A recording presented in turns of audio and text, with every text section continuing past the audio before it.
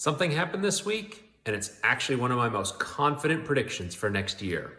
Let's talk about a bull in a china shop today on the Weekly Update. Okay, friends, let's talk bull in a china shop. Here's what you need to know. First up, Trump volatility is starting to show up in the market. Now, this is one of those things, I don't have a whole lot of predictions so far yet for next year, but one of the things that I'm extremely confident in is that there's going to be a whole lot of Trump volatility, exactly the same way that there was in his first term. So what am I talking about here? Well, earlier this week, Trump was having a press conference and he was talking about, he was asked a question about RFK and about vaccines and Pfizer and all this sort of stuff. And so the good news is Trump said, yes, he believes in the polio vaccine. Kind of a funny question, but he does. But then he started to talk about the middlemen. And he said, our conversations with RFK really isn't about vaccines or anything like that. We're about the middlemen. We want to knock out the middlemen. I don't know who these middlemen are, but they're making a whole bunch of money and we're going to knock them out. Very strong language. And what he's talking about there, I don't think he's talking about insurance companies per se. I think what he's talking about are PBMs, pharmacy benefit managers.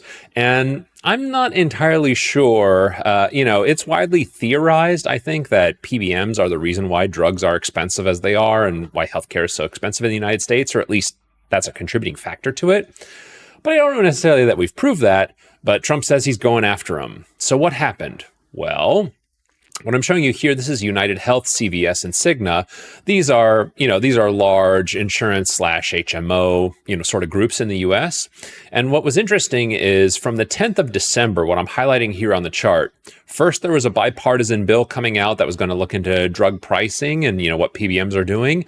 And then on the 16th, Trump kind of gave a knockout punch, a knockout blow, talking about how we're going to go after the middlemen and knock them out. And what you can see here is these stocks shed a tremendous amount of value in a short amount of time.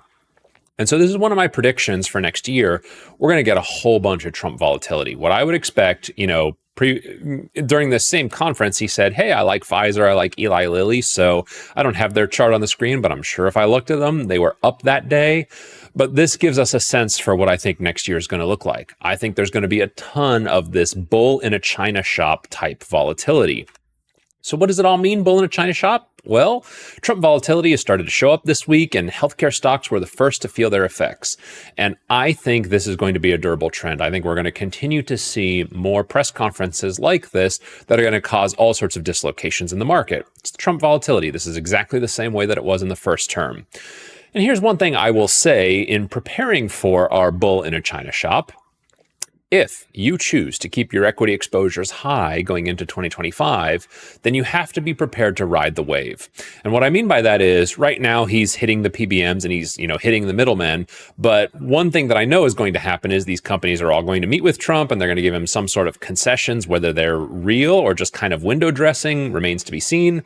And then he's going to bring all the CEOs to a meeting in Mar-a-Lago and he's going to say everything's great and we knocked out the middlemen and we're making America great and healthy again, right? That's exactly the same playbook as 2016. And I think it carries forward for the next 4 years from here.